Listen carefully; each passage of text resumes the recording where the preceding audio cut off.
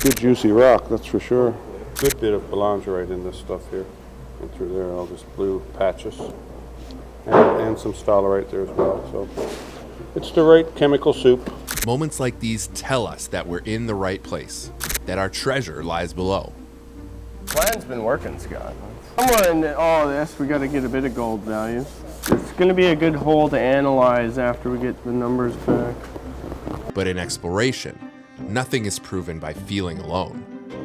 The rocks still have to pass through a precise process before they can speak for themselves. This is how diamond drilling becomes data.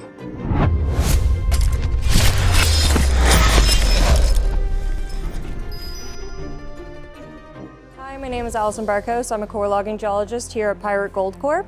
And we have a really exciting job because we get to process 50,000 meters of drill core for the 2026 year. So when we receive drill core, it comes in these 3-meter runs. And the first thing we do when we're teching it is we rotate it, make sure it all clicks together, and then we're measuring the total core recovery. So our goal is to make sure that there is 3 meters in these 3-meter runs. Once we secure that all the core is there, nothing's missing, then we're able to go ahead and break that further down into meters to really hone in on the accuracy of our measurements and our readings. Project geologists decide where the drills are going to go off of prospects that are found on the surface, and drilling core is just finding those same prospects at depth.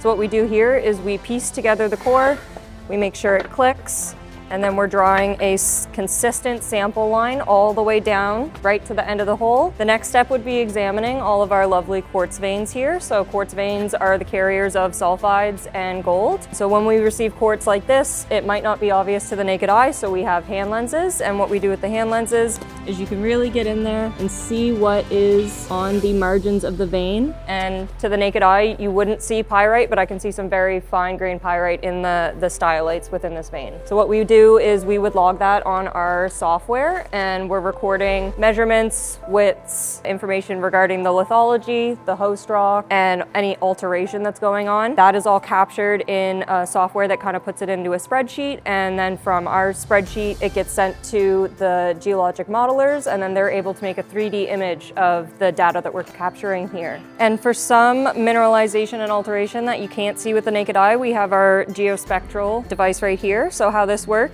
is we put it down on a piece of core that we're curious about, and what this does is it shoots a beam of light at the rock, and it is able to tell us what minerals and alteration it picks up by the wavelength that is picked back up, that is shot out from the internal lamp. And then we take that on every meter of the core all throughout the run, which creates a beautiful geochemical picture for the project geologist. So here we have our multi-parameter probe, and what we use this for is it shoots a signal of magnetism to the rock, and then the probe is able to read how that rock responds to the magnetism to tell us about its constituents and if there's any magnetic susceptibility or conductivity. So if there's any metals or magnetic constituents, this will let us know, and we're also taking this every meter to create an image of what the magnetics look like down the hole. This can be used to show us that there's magnetics in things like mud beds, or a really good diagnostic use of this is for mafic dikes, altered mafic dikes that don't look like typical mafic dikes, but the magnetics is there. The very last thing we do with our core is we photograph it for ease of reference in the future. So when we take photos, it goes into the database. Anybody can come and look and see what the rocks look like from previous holes. Once we've taken our photos and we've gotten everything we need from it, we rack it, and then from the racks it goes to the cut shack. Once the logging is complete, the core moves to the cut shack.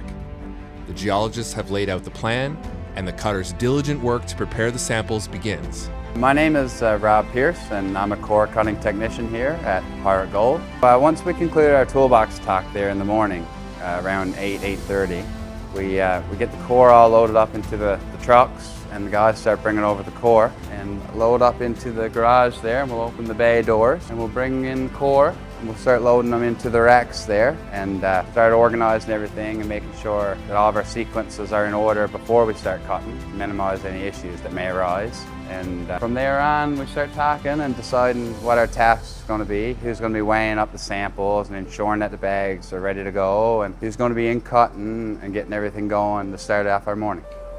So this room in here, this is our core cutting room. This is where our saws are located. We have two 360 horsepower Husqvarna saws, and they do a great job. So once we come in the morning and we get all of our core put up onto the rack there, we bring in our first couple of boxes and get them laid up. Here, every sample is handled carefully. One half is preserved as a permanent record, and the other half is prepared for the lab. So we cut our core into two pieces. Straight down the middle, it needs to be a perfectly even cut. And that is to ensure that the guys and the girls testing up in the lab, that nothing gets left behind, and we can see exactly what is into our core. Gold or pyrite or whatever the case may be. It's just to ensure that we know exactly what we have and what we're looking for. So after we split our core, what we do is we take one half and we put it right back into the box, and then we take our other half and goes into the bag. The half that we leave in the box, we call it historical core. And we take it and we send it and store it with us, and we keep it for historical purposes if they ever want to go back and review what we previously caught or any sort of holes that of interest, and the rest, the other half, gets sent to the lab for testing. And once that's all completed, we take our sample bag, we put our tag in. So once we get our sample all cut, we bring it over here and we make sure that we weigh it.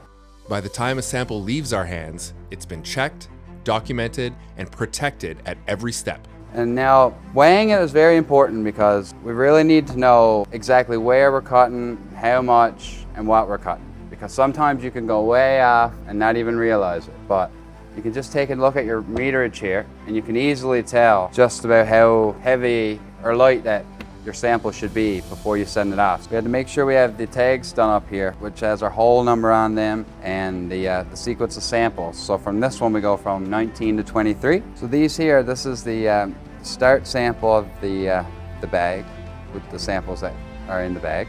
And this one here is the last sample that goes into the bag. And now she's all ready to be put in the tote to prepare for shipment. To ensure accuracy and consistency of the results, the process has built-in safeguards designed to catch errors. So you're looking at our assay sheet here, so you can see all these originals, all these white entries are actual samples, and then you've got these orange ones here which are controls. So that's a blank. So what the blank is, basically like material from a quarry that we know has no gold in it. So we'll submit these every 10 samples to the lab. They'll run it through their standard assay process, and we're expecting that this is going to come back with exactly 0 gold or close to 0 gold. So it's kind of a lie detector to the lab to make sure that their assay machine is giving us the proper grades. And then the last thing here, we have these security tags. So on every shipment that goes out, we'll kind of seal the tote with 2 of these, and then we record the number that's written on them. These kind of seal it in place so we know that the shipment hasn't been tampered with between here and the laboratory. Once sealed, the samples leave the site and head to the laboratory. We've done our part in extracting and cataloging the rocks, and now only the assays will reveal their secrets. Our first batch of assays from late 2025 are due to arrive shortly.